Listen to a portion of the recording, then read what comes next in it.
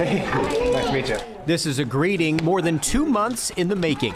CAL FIRE 911 operator Chris Africa and his team process more than 100,000 911 calls a year. This was the first that brought Africa to tears. I personally haven't ever had closure like this on a call.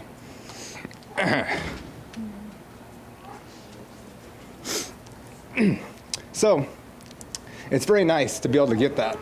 On May 13th, the 911 call came in from a desperate father, John Flynn. I answered that call, and on the other end of it, John was there. And he said, "My baby's not breathing." I said, "I'm not going to say any extra words. My daughter's not breathing." And he told me exactly what I need to do, and I did it. As a team, they gave the breath of life to a premature newborn girl named Ren. I've been through many CPR classes in my life, and I've never had to use it. And the first time I had to use it was my own daughter. So as they're responding to the call, John and I were doing CPR very quickly until I heard through the phone the first responders walk into that room. I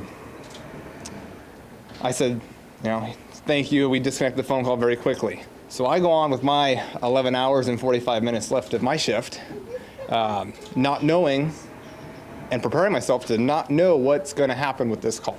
I tried to reach out to you myself. I just couldn't get through. So Gary, thank you for making this happen. And we're sitting here because of not just me, not just you. The award's awesome, but I could have done this without any of you here. I couldn't, I'd done it without Chris. 2 months go by with no closure until today. A reunion between lifesavers and a precious baby girl, alive and healthy. A reunion that settles the heart and mind of a 911 operator. For a father whose baby girl was given a second chance at life, a chance to share his gratitude for Africa and the Sutter doctors and nurses who stabilized Ren, then cared for her during her fight for her life. Where they kind of said it's up to Ren, that's where the prayers took us the rest of the way. I just don't want to forget all of the departments at the hospital. I don't know how. That was a month of sheer hell, and the people that get up and do that job every day are angels. For the hospital staff, proof medical miracles happen.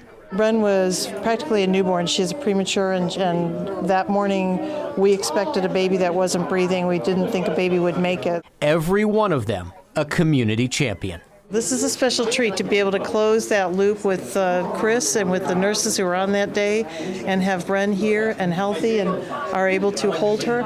It means the world to all of us.